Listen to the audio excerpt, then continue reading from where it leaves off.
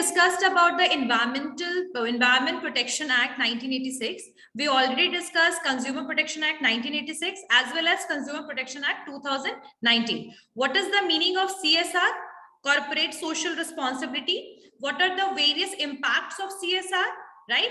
So we already discussed all these things. Okay, anyone have any doubt in any of the topic, whatever we discussed in the social environment? Because in today's class, I am going to tell you about the pollution. Somehow it is related with the environment. See, before starting the topic, pollution, that what are the forms of pollution and all, I just want to tell you about the drawbacks of the act. Which act? EPA Act, Environment Protection Act 1986. See, the first drawback of this act is complete centralization of the act. Please write these points. The drawback of the act, complete centralization of the act. Complete centralization of the act. See, जो EPA है, it means Environment Protection Act जो 1986 है, we already understand that through this act, the central government got so much power. Central government के पास बहुत सारे power है और authority उन्हीं के पास सेंट्रलाइज हो गया, यानी सेंट्रल गवर्नमेंट को ही सारी ऑथोरिटी मिल गई है प्रोटेक्शन के लिए, सिक्योरिटी के लिए, सेफ्टी के लिए, एनवायरनमेंट के। स्टेट गवर्नमेंट के पास उतना ज्यादा राइट नहीं है जितना सेंट्रल गवर्नमेंट के पास है।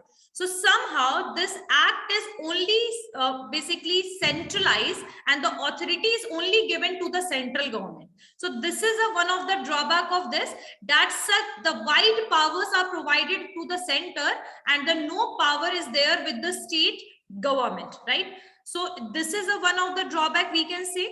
The second one is no public participation. No public participation. No public participation. So this act is not saying about that what are the rights of the public, how can they take the safety measures for the environment. They are not explaining about all these things. Means in this act, what powers are given to the central government, that is mentioned, right? What restriction, what norms, everything is mentioned. But there is how public are able to secure या फिर save the environment, that is not mentioned, right? So somehow there is no public participation. This act says nothing about the public participation as regard of the environment protection. Okay, and they are not even saying about that how the citizen can also involve in the environment protection, as well as how they can raise the awareness among the other citizens. So यहाँ पर public participation पर भी इस act के through कोई जोर डाला नहीं गया है कि वो किस तरीके से पार्टिसिपेट कर सकते हैं, उनका क्या राइट है, वो एनवायरनमेंट को प्रोटेक्ट कैसे कर सकते हैं। लेकिन in our constitution, in article 51A, it is written that every citizen have right to protect the environment, but this act is not saying this specifically, in short, right? So I guess ये दोनों drawbacks clear हो गया होगा सबको। The first one is that the complete centralization of this act, the act give only power to the central government, no power is given to the state government, and there is no special specification about the citizen that how can they even protect the environment. So these are drawbacks. There is one more drawback. Let me explain it. Just wait, let me enter the students. So the next one is incomplete coverage of pollutants. Incomplete coverage of pollutant. These are the drawback. Incomplete coverage of pollutant. The act does not address the modern concept of pollution, ठीक है, such as noise, overburdened transport system, ठीक है, radiation waves. इन सब चीजों के बारे में इस एक्ट में कोई भी मेंशन, कुछ भी चीजें नहीं बताई गई है। जो मॉडर्न तरीके से पॉल्यूशन जो इंक्रीज हो रहा है, मॉडर्न तरीके से नॉइज, ट्रांसपोर्ट ओवरबर्डन्ड है, bad roads, there are so many social problems and even related with the pollution as well. So these things are not mentioned. The radiation waves, we are using the mobile phones, even they are also basically spreading lot of radiations and all. So technology is never बोल सकते that is never a problem but that is the solution of the problem, but we can say that the modern equipment से जो pollution हो रहा है, कुछ modernity से, modern lifestyle से, ठीक है, overburden, excessive population, demand excessive increase हो रहा है, pollution बढ़ रहा है, इस चीज के बारे में बहुत ज्यादा explanation इस एक्ट में नहीं दिया गया है. Major pollutants वगैरह, air pollution, गवर्नमेंट को कैसे स्टेप्स लेना चाहिए, ये सब चीजें तो मेंशन है, बट मॉडर्न जो सिचुएशन है अभी मॉडर्निटी की वजह से जो पोल्यूशन हो रहा है कुछ भी, दैट इज नॉट मेंशन. ठीक है, मॉडर्न कॉन्सेप्ट से जो पोल्यूशन इंक्रीज हो रहा है, this act does not address the modern concept of pollution, जैसे नॉइज, एक्सेसिव शोर शराबा, overburden transport system. You can write all these points. So these are the drawback of this act, right? These are the drawback of the right. Okay, so there are some tribunal, कुछ यहाँ पर और भी tribunals और कुछ authority है, कुछ organization है जो established है for environment protection. उसमें से एक है NEAA, National Environment Appellate Authority. NEAA, National Environment Appellate Authority. और next one is NGT, National Green Tribunal. National Green Tribunal. And एक है NEAA, national environment appellate authority. ठीक है, तो there are so many even boards and organisation which is basically made for environment protection. So I guess EP ये clear हो गया होगा. EPA, environment protection act is clear. Everyone, drawbacks are clear. तो ये एक टॉपिक के पास boards, organisation and authoritative body and they comes under the environment protection act. तो ये सारे के सारे ऑथोरिटी को जो स्टैब्लिश किया गया है वो EPA के अंडर में स्टैब्लिश किया गया है. ठीक है, so what are the various drawbacks of the EPA act we completed. What are the powers which is given to the central government by this act, EPA act, that is also mentioned. What kind of norms, what restriction they can make, how they can inspect the industrial location. They talk about all these things, right? Okay, let's move toward the topic that is pollution. So pollution कितने type के होते हैं, what are the reason behind those type of pollution? We are talking about this. So first one is there are various kind of pollution, like air pollution is there. जब भी हम travel करते हैं तो हम लोग देखते हैं कि कार वगैरह के बैक साइड से there is a smoke जो है वो emit होता है, बाहर निकलता है. So that is also the part of the air pollution. हवा में जो जैसे कभी आपने नोटिस भी किया होगा कि कई बार क्रैकर्स को बहुत ज्यादा बर्न करने के बाद we can see the environment as well. जो हमारे आसपास का जो एयर होता है वो कई बार हमें ट्रांसल्यूसेंट, कुछ आर पार प्रॉपर्ली नहीं दिखता है. सो this is because of the air pollution. ठीक है, एंड एयर पॉल्यूशन से क्या इफेक्ट पड़ता है? First of all it is affecting the human beings in a very worse way. That is affecting our eyes, lungs, right, and our nose, means जो आपका breathing जो भी part है, जैसे आपके wind pipe and all these things they are affecting, right? तो यहाँ पर अगर हम बात करें pollution का, so there are so many reasons for that. ठीक है, the also contributing the pollution is globalization is also one of the part of this, and somehow it is deteriorating the condition for surviving of the living organism. और ये living organism के surviving को बहुत deteriorate कर रहा है, उनकी quality को deteriorate कर रहा है, right? The quality of living is बोल सकते हैं कि that is deteriorating. The people cannot able to breathe properly because of this pollution. ठीक है, एंड अगर हम बात करें व्हाट इज पॉल्यूशन, तो पॉल्यूशन जो है it is we can say it is chemical substances, we can say smoke, dust, sound, heat, light. So they all are basically responsible for pollution, increasing pollution. The substances which are present in the air, the pollutants, these are also these are the substances जो air में substances available रहते हैं, छोटे छोटे particles, they are pollutants. ठीक है, so how many types of pollutions are there? Let me elaborate. The first one is air pollution, second one is water pollution, third one is soil pollution or land pollution, Fourth one is noise pollution. Air, water, soil and noise pollution. Okay, let's move toward the air pollution. So air pollution क्या होता है? So air pollution refers to the release of the harmful contaminants like chemicals, toxics, gases, ठीक है, biological molecules. These are the part of the air pollution and they are present in the earth atmosphere. What is the these are responsible for increasing the serious health issues. And what is contributing in the air pollution? Like burning of fossil fuels. Burning of fossil fuel जैसे petrol, diesel, ये सब जो जलता है इसकी वजह से भी आपका पोल्यूशन होता है. Mining operation, you all knows what is the meaning of mining. जब हम लैंड के थ्रू जब हम मेटल्स को, मिनरल्स को एक्सट्रैक्ट करते हैं, that is known as mining. उसको हम क्या बोलते हैं? माइनिंग. ठीक है. सो माइनिंग के प्रोसेस से भी कहीं ना कहीं एयर पॉल्यूशन इंक्रीज होता है. उसके बाद exhaust gases from the industries, factories, these are responsible for increasing the air pollution.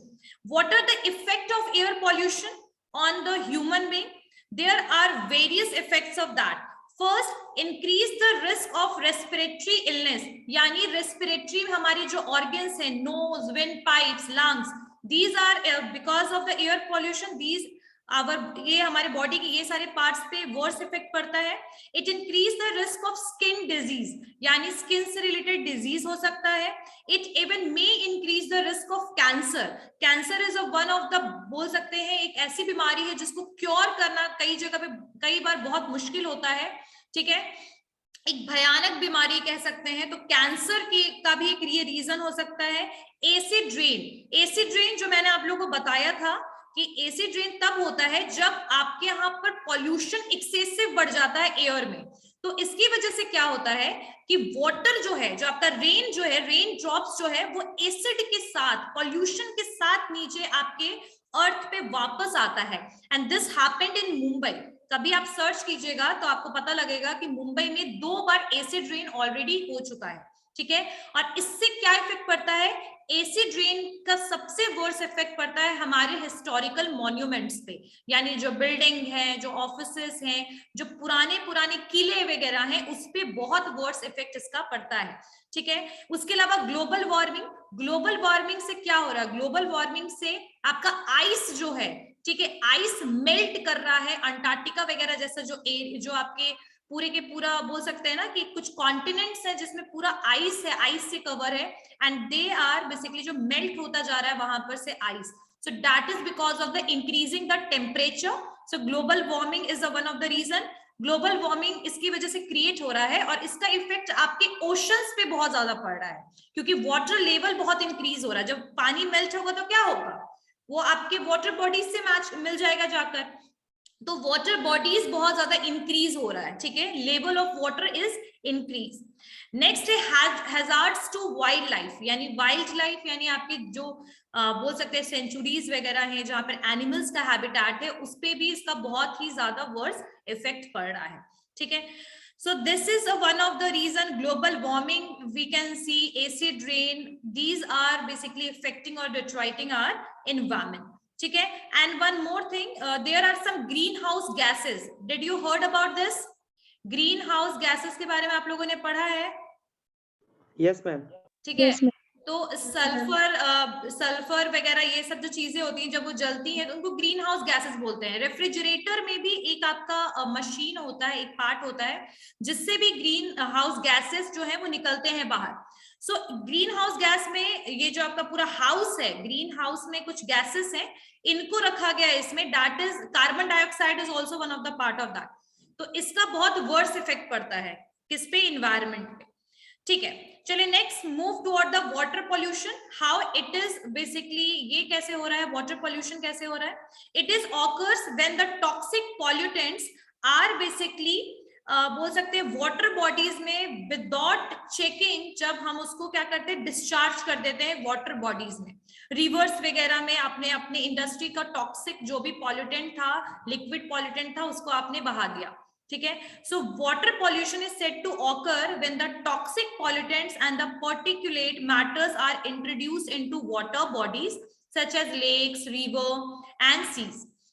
And ये सब चीजें, this contaminants are generally introduced by the human activities like proper या improper sewage system, यानी कि जब आपका ड्रेनेज सिस्टम प्रॉपर नहीं है, ठीक है, या कोई इंडस्ट्रीज जो है वो टॉक्सिक पॉल्यूटेंट्स को चेक नहीं कर रहे हैं, और ये सब चीजों को, ऑयल स्पिल होना, ये सारी चीजें जब पानी वाटर बॉडीज में चली जाती हैं तो वाटर पॉल्यूशन होता है, ठीक है। अब इसका क्या क्या मतलब रीजन है, what are the various reasons of the water pollution. So the first one is dumping solid waste in the water bodies, solid waste को वाटर बॉडीज में डंप कर देना, पहली चीज, डिस्चार्ज कर देना। Second, disposing industrial untreated industrial to the sewage into the water bodies, यानी industry से जो भी वेस्ट निकल रहा है उसको वाटर बॉडीज में बहाना, मैंने पहले बताया। Human and animal waste is one of the reason. And somehow the agricultural, जो आजकल एग्रीकल्चरल प्रैक्टिसेस जो हो रही हैं, वो आप लोगों को पता होगा कि ग्रीन रिवॉल्यूशन के बाद द एग्रीकल्चर के लिए पेस्टिसाइड वगैरह बहुत ज्यादा यूज होता है, pesticide, fertilizers, weedicides, all these are the part of the, ये सारी चीजें क्या है, बेसिकली मैन्योर की जगह, नेचुरल मैन्योर की जगह यूज होता है for increasing the agricultural production. So agricultural run off containing the pesticides and the fertilizers, वो भी कहीं ना कहीं आपके वाटर बॉडीज को इफेक्ट कर रहा है, ठीक है। अब ये सारी चीजें हो गई। अब इसका कंसिक्वेंस क्या हो रहा है, मतलब इसका वर्स इफेक्ट क्या हो रहा है। जैसे एयर पॉल्यूशन का हमने पढ़ लिया, क्या इफेक्ट पड़ा, सेम अब इसमें हम देखेंगे कि क्या क्या इसका इफेक्ट पड़ रहा है हमारी इन्वायरमेंट पे। First one is that the disruption of ecosystem, obviously they are disturbing the ecosystem of the world first. Second, threat to the marine life. Marine life मतलब कि जो वाटर में जो आपके एनिमल्स हैं, प्लांट्स हैं, उनपे इनका बहुत वर्स इफेक्ट पड़ रहा है। अभी हाल में आप लोगों को पता होगा कि बहुत ज्यादा न्यूज से कि it is increasing threat to the marine life. Next one is it is increasing the water borne diseases, यानी पानी से जो बीमारियां होती है, जैसे क्लोरा हो गया, ठीक है, टाइफाइड हो गया, ये सारी टाइप की जो बीमारियां, वाटर बॉर्न डिजीज, डायरिया हो गया, ये सारी चीजें बहुत ज्यादा इंक्रीज कर रही है। उसके अलावा increasing the toxic chemicals such as mercury in the water bodies, मतलब टॉक्सिक आपके केमिकल्स को इंक्रीज कर रहा है, मरकरी को वाटर बॉडीज में। So this is one of, these are the consequences of water pollution, ठीक है। Now let's move toward the soil pollution. Soil pollution आप लोगों ने सुना होगा, हमारे यहाँ तो बहुत टाइप के सॉइल है। पटना में कौन टाइप का सॉइल है? Alluvial. Very good, alluvial soil is there in Patna, ठीक है। बिहार में एल्यूवियल सॉइल है, one of the most fertilize soil, ठीक है। चलिए सॉइल पॉल्यूशन पे बढ़ते हैं। So soil pollution is also known as soil contamination, right? It refers to the degradation, degradation यानी खराब होना, कम होना, degradation of land due to the presence of the chemicals or the man-made substances. और इसका एक रीजन है plastic, ठीक है, that is basically destroying the quality of the soil because those materials are not able to renewable, these are not renewable, ठीक है। वो जाकर के आपका डिग्रेडेबल और सुना होगा, नॉन डिग्रेडेबल सुना है ना, सो वो डिग्रेडेबल नहीं होता है, जिसकी वजह से वो जाके मिट्टी में मिल नहीं पाता है प्रॉपर्ली, तो they are basically destroying the quality of soil. So आपका इससे बहुत ज्यादा इफेक्ट होता है, और अगर सॉइल में टॉक्सिक चीजें प्रेजेंट होंगी तो that is affecting the plants as well, right. And इसका क्या क्या रीजन है, what are the causes of the soil pollution, क्या क्या रीजन है। पहला, improper industrial waste disposal, same industrial waste को प्रॉपरली डिस्पोज नहीं करना।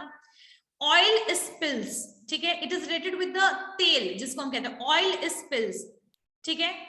एसिड रेन, जो मैंने आप लोगों को बता दिया है। Mining activities, intensive farming.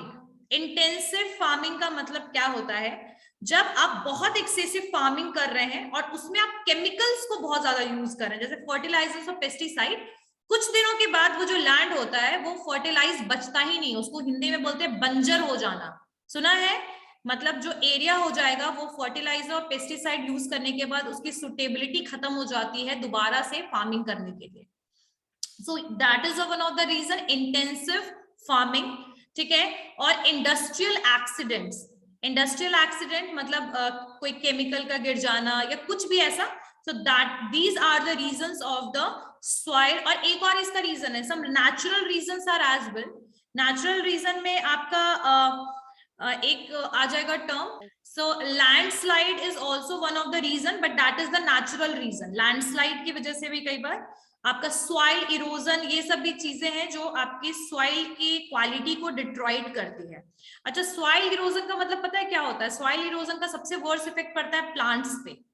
ठीक है, प्लांट जो होता है ना वो प्रॉपर्ली सस्टेन नहीं कर पाता. वाटर बहुत ज्यादा सॉइल जब है ना उसमें सॉइल में आ जाता है, वाटर बहुत एक्सेसिव, कभी फ्लड वगैरह आ जाता है तो ऐसे सिचुएशन में तो सॉइल इरोजन हो जाता है. फिर बाद में फिर landslide. These are the natural reason somehow. So, what are the other effects of the soil pollution? बाकी इसका इफेक्ट क्या पड़ता है? सॉइल पोल्यूशन का क्या वर्स इफेक्ट पड़ रहा है? क्यों हो रहा है सॉइल पोल्यूशन? आई गेस वो क्लियर हो गया होगा सबको. सबको समझ में आ गया? Due to presence of the chemicals, due to the presence of the chemicals और other man-made substances, other man-made substances in the soil. Other manmade substances in the soil. अच्छा, प्लास्टिक मैनमेड है या नेचुरल है? Ma'am manmade है. Synthetic? Synthetic ma'am manmade. हाँ, चलो कम से कम पता लग गया ये चीजें. चलिए, so what are the effects of soil pollution? क्या इफेक्ट पड़ रहा है सॉइल पोल्यूशन का? First one is a loss of soil nutrients. ठीक है, मतलब जो सॉइल में आपके न्यूट्रिएंट्स प्रेजेंट होते हैं, पोटेशियम वगैरह जो प्रेजेंट होते हैं, जो प्लांट्स के ग्रोथ के लिए बहुत जरूरी है, ठीक है, तो वो बहुत ही खराब हो रहा है, डिट्रॉइट हो रहा है, अनफिट हो रहा है एग्रीकल्चर के लिए सॉइल. सेकेंड है फ्लोरा और फौना. अच्छा, फ्लोरा का मतलब होता है रिलेटेड विद द प्लांट्स, ठीक है, fauna is related with animal. So it is impacting on the flora and fauna who are residing in the soil. यानी जो soil में कीड़े जो रहते हैं, fauna जो रहते हैं, ठीक है. So इस आप हिंदी में आप लोग देखते होंगे कि जो मतलब अर्थवॉर्म वगैरह जो सॉइल में ही रिसाइड करते हैं, या बहुत सारे ऐसे आपके माइक्रो ऑर्गेनिज्म हैं जो सॉइल में रहते हैं, उनपे बहुत ही वर्स इफेक्ट पड़ रहा है इसका. ठीक है, and there is a degradation of vegetation due to the increase in the salinity of soil. Soil में सैलिनिटी इंक्रीज हो रहा है, ये भी एक रीजन है. टॉक्सिक डस्ट, ये सब भी एक रीजन है कहीं ना कहीं रेस्पिरेटरी प्रॉब्लम्स को इंक्रीज करने के लिए. तो सॉइल का पोल्यूशन का क्या इफेक्ट इंपैक्ट पड़ रहा है वो पता लग गया सबको? Everyone understand? क्लियर हो गया? Okay, yes ma'am. तो अर्थवॉर्म के बारे में भी pollution, that is noise pollution. I guess यहां तक क्लियर हो गया ना? Air pollution, water pollution, soil pollution. Yes ma'am. Yes ma'am. Yes ma'am. चलिए, so noise pollution, it refers to the excessive amount of the noise in the surrounding. And what is the reasons of that? क्यों इतना शोर होता है? Sometime it is because of the construction work, sometime because of the running machine जो run करता है उसकी वजह से वो साउंड प्रोड्यूस होता है, और जो आपके ईयर के लिए बहुत ज्यादा नुकसानदायक है. ठीक है, so noise pollution refers to the excessive amount of noise. They are not saying that speaking is a noise. No, excessive amount of noise in the surrounding that disrupt the natural balance. ठीक है, it is very much hazardous for those people who are heart patient. ठीक है, या फिर जो as वाले लोग हैं उनके लिए काफी ज्यादा ये वर्स इफेक्ट करता है. यूजुअली ये कई बार क्या होता है, ये मैनमेड होता है, मतलब लोगों के द्वारा ही क्रिएट किया जाता है. और there are some other reasons for that as well, such as natural calamities, earthquake वगैरह होना, volcanoes eruption. These are the also the one of the reason for the noise pollution. ठीक है, so कोई भी sound, listen very carefully, जो sound को measure करने के लिए decibel का use होता है. ठीक है, decibels use करते हैं. तो कभी भी जब sound एक scale तैयार किया गया 85 decibel से अगर वो ऊपर गया तो इसका मतलब साउंड बहुत एक्सेसिव है. ठीक है, so in general any sound which is over 85 decibels is considered to be a, बोल सकते हैं डिट्रीमेंटल, मतलब बहुत ही ज्यादा वर्स सिचुएशन है, मतलब नॉइज बहुत ज्यादा है. ठीक है, अब ऐसे सिचुएशन में सबसे ज्यादा इफेक्ट पर्सन के हेल्थ पर होता है. एक नॉर्मल जो कन्वर्सेशन होता है दैट इज अराउंड 60 डेसिबल्स, मतलब एक नॉर्मल कन्वर्सेशन है वो 60 डेसिबल्स है, उसका कोई इफेक्ट आपके ऊपर वर्स नहीं पड़ेगा। लेकिन जैसे ही 85 डेसिबल से ऊपर गया वैसे ही it is a extra noise. ठीक है, अब इसमें क्या क्या नॉइज पोल्यूशन का क्या क्या रीजन है, क्यों नॉइज पोल्यूशन क्रिएट होता है। So first one is industry oriented noise, जो इंडस्ट्री के थ्रू नॉइज क्रिएट होता है। कैसे होता है, जैसे हेवी मशीन्स चलते हैं, मील्स चलता है, फैक्ट्रीज में काम होते हैं, ठीक है, तो इसकी वजह से नॉइज होता है। Second, transportation, excessive transportation, rush, excessive honking. हॉन्क मतलब समझते हो, हॉन्किंग मतलब पता है, हॉन्क करना। Yes, ma'am. क्या होता है हॉन्क करना? हॉर्न करना। हॉर्न बजाना। जब हम रोड पर होते हैं तो we some time we are honking a lot, it doesn't require but still we are doing that, right?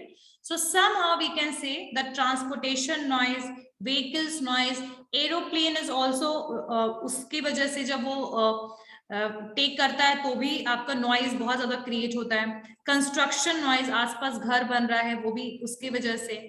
कई बार कुछ सोशल इवेंट की वजह से नॉइज होता है, जैसे some time it is happening because of the elections and all, some time they are also, these things are also for awareness. लेकिन कई बार आपके नॉइज सोशल इवेंट की वजह से होता है, फायर क्रैकर्स वगैरह, लाउड स्पीकर्स, ठीक है। कई बार हम ये भी कह सकते हैं कि आप देखते होंगे कि काफी ज्यादा नॉइज होता है। हाउस होल्ड नॉइजेस भी हैं बहुत सारे, जैसे मिक्सी चलाना, टीवी चलाना, वॉशिंग मशीन रन करना, these are the reasons for the noise. But noise जो है that is very much common and it is, ये ज्यादातर कहाँ पर होता है, अर्बन एरियाज में और इंडस्ट्रियल एरियाज में, ठीक है।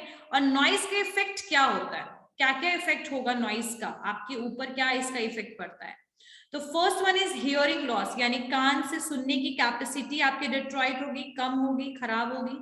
सेकेंड है स्लीपिंग डिसऑर्डर्स, मतलब you can suffer from such problems where the people are not able to sleep properly because of the noise, ठीक है। हाइपरटेंशन, यानी ब्लड प्रेशर से रिलेटेड प्रॉब्लम हो सकता है। Communication problem, we are not able to talk with other person because of the noise is there in the surrounding. So these are the some of the reason we can say because of this the environment is polluting day by day, right? So being a citizen what we need to do, ma'am इन सभी चीज पे थोड़ा ज्यादा मतलब care करना चाहिए। Exactly, we have to, if we are using any of the thing which is making noise, we just need to use it in the, बोल सकते हैं टीवी देख रहे हैं तो उसका वॉल्यूम मिनिमाइज करके रखिए, है ना। मिक्सी को एक्सेसिव यूज मत कीजिए, जब भी आप यूज करें just try to shut the gate for some time if you are using it. So if we'll try we can basically minimize this problem, ठीक है। Don't throw the garbage here and there, start planting, stop cutting the trees, use the renewable things, ठीक है, जो जिसको तुरंत renew किया जा सकता है वैसे चीजों को यूज कीजिए। उसके बाद सॉरी रिसाइकल्स, नॉन रिन्यूएबल और रिन्यूएबल का मतलब होता है रिन्यूएबल जो चीज दोबारा से बन सकता है, नॉन रिन्यूएबल जो नहीं बन सकता, so water is the non renewable resources, right? Okay, so जो हो जाए इजीली वैसे प्रोडक्ट्स को यूज करना चाहिए, ठीक है। So we can minimize. क्या होता है, सबको क्लियर हो गया है? What is corporate social responsibility, what is corporate social responsibility, what are the impacts of that what is the meaning of technology. Technology क्या है, what is technology, what is technology.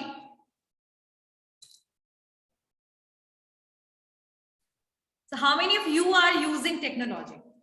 So do you think that mobile is a part of technology? Which is the human effort? हाँ बोलो। Scientific knowledge, equipment. Very good.